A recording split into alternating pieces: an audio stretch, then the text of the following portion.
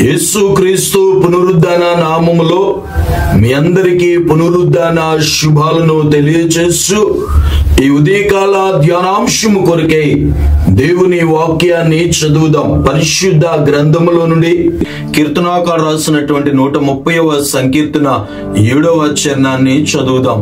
ఇశ్రాయేలు యెహోవా మీద ఆశ పెట్టుకొనుము, యెహోవా యొద్ద కృప దొరుకును, ఆయన యొద్ద సంపూర్ణ విమోచన దొరుకును. దేవుని వాక్యాన్ని ధ్యానించినట్లయితే ఇశ్రాయేలు యెహోవా మీద ఆశ పెట్టుకొనుము, ఆయన యొద్ద కృప దొరుకుతుంది, ఆయన యొద్ద సంపూర్ణ విమోచన దొరుకుతుంది. యేసుక్రీస్తు ప్రభుల వారే మనలందరినీ సంపూర్ణంగా ఆయన విమోచించే దేవుడు. విమోచన అనగా విడుదల, పాప క్షమాపణ అని అర్థం. మానవులను ఆ పాపము నుండి విమోచించగలిగినటువంటి శక్తి కేవలము దేవునికే ఉన్నది. దేవుడే మనలను విమోచించగలవాడు. ఎందుకు అనంటే సర్వ మానవాళి యొక్క పాపం పరిహరించబడడం కొరకు యేసుక్రీస్తు ప్రభుల వారు 2000 సంవత్సరాల క్రితం ఈ లోకానికి వచ్చి సర్వ మానవాళి పాప క్షమాపణ నిమిత్తమై ఆయన కల్వరి శిలువలో తన ప్రాణాన్ని పెట్టి ఆయన రక్తాన్ని చిందించారు. యేసు రక్తము ప్రతి పాపము నుండి మనలను పవిత్రులుగా చేస్తుంది. దేవునికి స్తోత్రం. యేసు మాత్రమే సంపూర్ణంగా మనల్ని విమోచింపగలిగినటువంటి దేవుడు.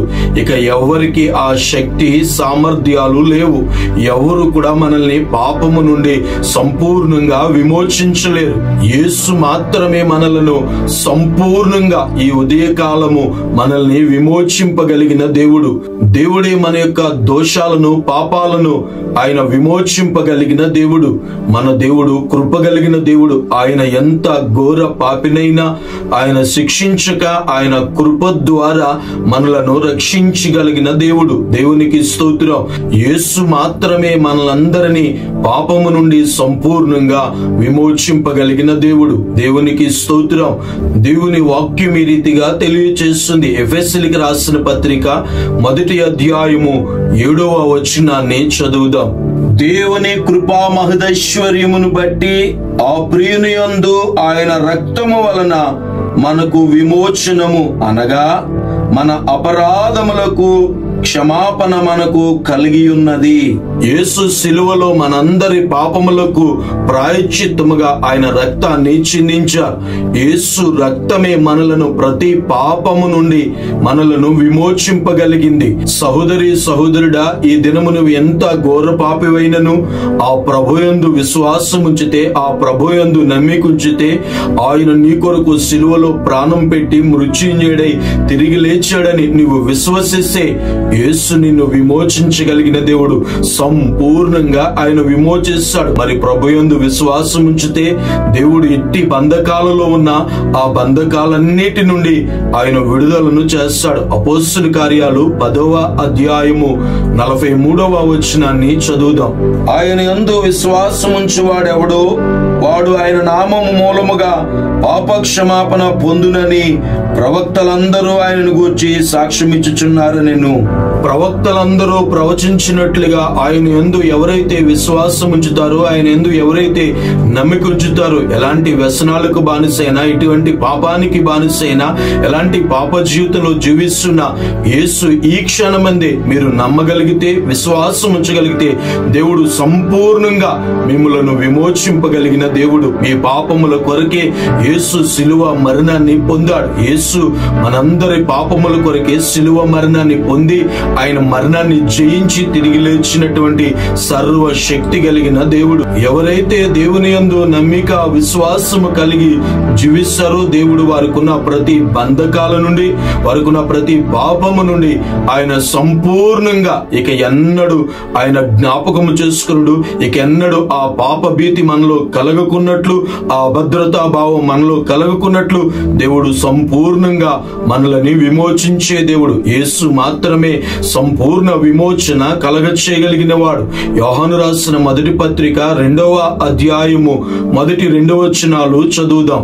నా చిన్న పిల్లలారా, మీరు పాపము చేయకున్నటకే ఈ సంగతులను మీకు వ్రాయుచున్నాను. ఎవడైనను పాపము చేసిన ఎడల నీతిమంతుడైన యేసుక్రీస్తును ఉత్తరవాది తండ్రి యొద్దమనుకున్నాడు. ఆయనే మన పాపములకు శాంతికరమై ఉన్నాడు. మన పాపములకు మాత్రమే కాదు, సర్వ లోకమునకును శాంతికరమై ఉన్నాడు. ఈ దినము ఎవరైతే తమ పాపస్థితిని గుర్తెరిగి ప్రభుయందు నమ్మికుంచుతారో, నీతిమంతుడైన యేసు మనకి ఉత్తరవాదిగా తండ్రి యొద్దున్నాడని, ఆయనే మన పాపముల నుండి మనలను సంపూర్ణంగా విమోచింపగలిగిన వాడని, యేసు క్రీస్తు ప్రభుల వారు శిలువ మరణం పొందింది ఒక దేశం కొరకు, ఒక రాజ్యం కొరకు, ఒక ప్రాంత ప్రజల కొరకు కాదు, కానీ సర్వ మానవాళి పాపము నుండి సంపూర్ణంగా విమోచన కలగచేయడానికి ఆయన శిలువ మరణాన్ని పొందారు. మరి ఈ దినము యేసునందుకు మీరు రాగలిగితే, యేసునందు విశ్వాసం ఉంచగలిగితే, ఎంత ఘోర పాపినైనా ఆయన క్షమించి మనలను పవిత్రులుగాను పరిశుద్ధులుగాను ఆయన చేయగలిగిన శక్తి కలిగిన దేవుడు.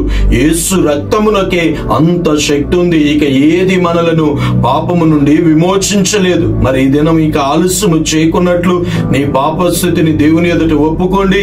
ప్రభువే మిమ్మలను విమోచిస్తాడు. ఎలా విమోచిస్తాడంటే ఆయన సంపూర్ణంగా విడుదల చేస్తాడు. నేడే మీరు అందరూ కూడా ప్రభుయందు విశ్వాసం ఉంచండి, ఆయన శిలువను ఆశ్రయించండి. ఎవరైతే దేవునిని విశ్వసిస్తారో, నమ్ముతారో, ఈ దినమే దేవుడు వారి పాప పంకిలమైనటువంటి జీవితాన్ని, వారి పాప బంధకాలన్నిటి నుండి దేవుడు సంపూర్ణంగా విడుదల చేసి సంపూర్ణమైన విమోచనను దేవుడు అనుగ్రహిస్తాడు. విమోచింపబడిన వారే రేపు నిత్య రాజ్యానికి వారసులవుతారు. ఇంకా మనము పాపము నుండి విమోచింపబడకపోతే ఇప్పుడే ప్రభుయందు నమ్మికుంచుదాం, ప్రభుయందు విశ్వాసం ఉంచుదాం. ప్రభువా నేను పాపిని అని మీరు ఒప్పుకోగలిగితే దేవుడు మిమ్మల్ని కనికరించి సంపూర్ణంగా విమోచించి తన రాజ్య వారసులుగా దేవుడు చేస్తాడు. అట్టి ఉన్నతమైన కృపను దేవుడు మీకు అనుగ్రహించునుగాక. ఆమేన్. ప్రార్థన చేసుకుందాం. ప్రార్థనలో ఏకీభవిందాం. మహోన్నతుడా, మహాగణుడైన మా తండ్రి, మీకు వందనాలు, స్తుతులు, స్తోత్రాలు చెల్లిస్తున్నాం. ఈ ఉదయకాల ధ్యానాంశాలు వినుచున్న బిడ్డలందరినీ మీరు దీవించండి, ఆశీర్వదించండి. వారి జీవితాల్లో గొప్ప విడుదలను మీరు కలగచేయమని ప్రార్థన చేస్తున్నాను. ఎవరైతే ఈ మాటలు విని వారి పాప స్థితిని బట్టి మీ సన్నిధానంలో మోకరించి ప్రార్థిస్తున్నారో, ఈ ప్రార్థనలో ఏకీభవిస్తున్నారో, వారిలో నా పాప స్థితి అంతటి నుండి సంపూర్ణమైన విడుదల మీరు దయచేయండి. పాప క్షమాపణను మీరు కలగచేయండి. వారిని మీరే విమోచించి మీ నిత్య రాజ్యానికి వారసులుగా మమ్మల్ని సిద్ధపరచమని ప్రార్థన చేస్తున్నాను. ఏ ఆత్మ నాశనానికి వెళకున్నట్లు, ఎవరు నశించిపోకున్నట్లు నాయన మీరే వెదకి రక్షించమని ప్రార్థన చేస్తున్నాను. ఈ దినాన ఎవరైతే పాప భారము చేత నలిగిపోతూ కుమిలిపోతూ ఉన్నారో వారందరినీ మీరే విమోచించమని ప్రార్థన చేస్తున్నాను. నాయనా, మా పాపముల కొరకే మీరు శిలువ రాను మీద మరణించి తిరిగి లేచారని ప్రతి ఒక్కరూ నమ్మగలిగినట్లు, విశ్వాసం ఉంచగలిగినట్లు అతి ధన్యకరమైన జీవితాలు మాకందరికీ ప్రసాదించి మీరే బలపరచమని ప్రార్థన అవసరం కొన్ని వారందరి జీవితాల్లో నూతనమైన కార్యాలను చేసి మీరే విమోచన, విడుదలను, స్వస్థతను, ఆశీర్వాదమును కలగచేసి నిండారుగా దీవించమని యేసు నామములో ఈ మనవులు అడుగుచున్నాను పరమ తండ్రి. ఆమేన్.